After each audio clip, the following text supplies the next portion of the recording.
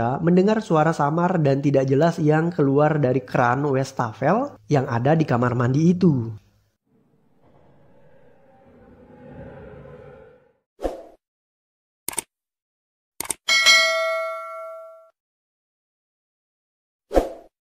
Rangkuman alur film ini tanpa skip biar ketemu magisnya film ini, dan simak juga review di bagian akhir video ya.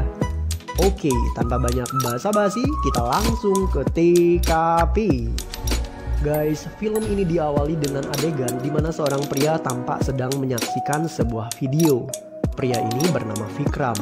Vikram memiliki kekasih yang bernama Rosni.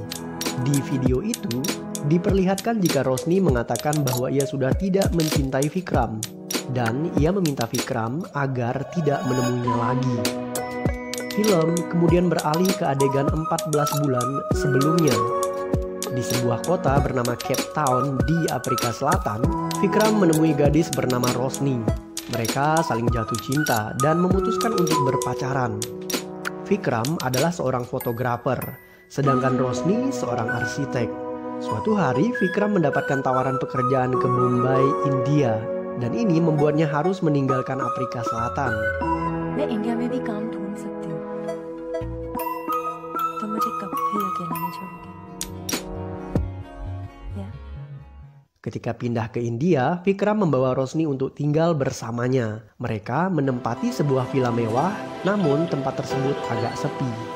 Suatu malam, Vikram terlihat dalam keadaan mabuk dan menangis di sebuah bar. Saat hendak pulang, ia secara tidak sengaja menabrak seorang pria yang membuat keduanya akhirnya adu jotos. Vikram terluka dan ia ditolong oleh seorang pelayan bar berparas cantik yang bernama Nisha. Karena Vikram mabuk, Nisha dan temannya memutuskan untuk menyetir mobil Vikram dan mengantarnya pulang. Namun, karena pria itu mabuk, ia lupa alamat rumahnya. Untuk itulah Nisha akhirnya membawa Vikram pulang ke rumah kontrakan mereka. Keesokan paginya, Vikram keluar dari rumah kontrakan Nisha tanpa basa-basi.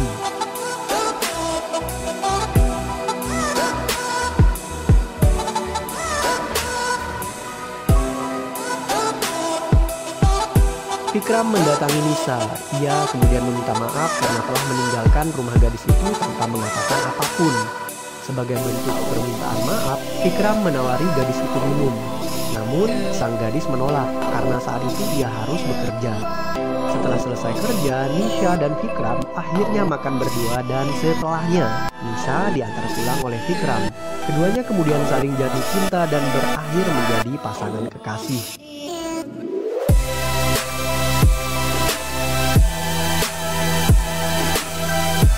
Vikram membawa Nisha ke villa miliknya. Mereka menghabiskan malam berdua. Setelah lelah berjibaku memadu asmara, dua kekasih itu kemudian tertidur lelap.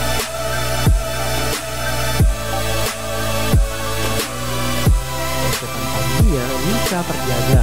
Saat ia bergegas ke kamar mandi untuk menggosok gigi, dia merasa jika ada yang aneh di sana.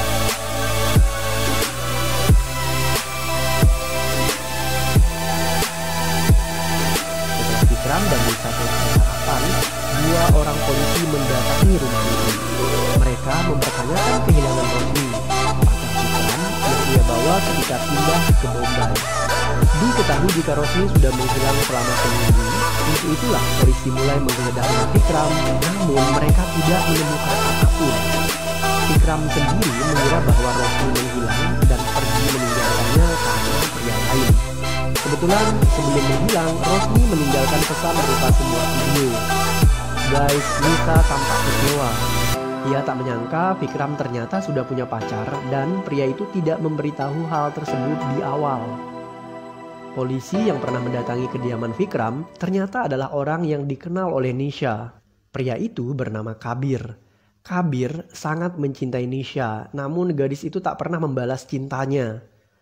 Kabir kemudian meminta Nisha agar menjauhi Vikram karena menurutnya pria itu berbahaya. Dan ia adalah tersangka utama dalam kasus kehilangan Rosni.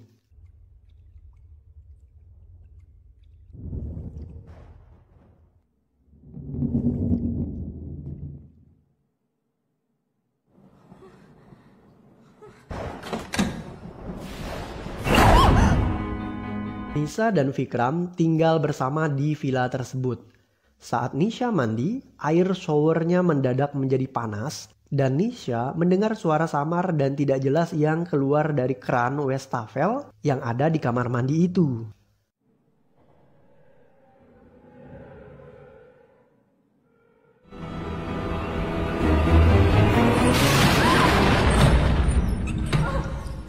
Nisha menemukan sebuah kalung berbentuk kunci di sebuah pot bunga. Saat ia mengenakan kalung itu, mendadak mati lampu. Merasa ada hal yang aneh di rumah itu, Nisha mengatakan kepada Vikram bahwa ia tak sanggup tinggal di sana karena menurutnya rumah itu berhantu. Vikram tertawa. Nisha kemudian mencoba membuktikan ucapannya. Ia membawa Vikram ke kamar mandi. Namun saat mereka ke sana, suara aneh tadi tidak terdengar sama sekali. Okay. तुम्हें मजाक लग रहा है Vikram? I'm serious. कोई भूत है? Vikram mendapat telepon dari polisi Kabir. Diketahui jika sebuah mobil terbakar dan ada jasad wanita di sana. Dan kemungkinan itu adalah mayat Rosni. Polisi kemudian meminta Vikram untuk memastikan apakah mayat itu Rosni atau bukan. Dan ternyata menurut Vikram mayat itu memang bukan mayat Rosni. Saat Vikram pulang ke villa, ia menemukan Nisha terlihat sedang berbicara sendiri di depan cermin. Sorry. रोशनी अब मेरी जिंदगी में नहीं है, याद बनकर भी नहीं है.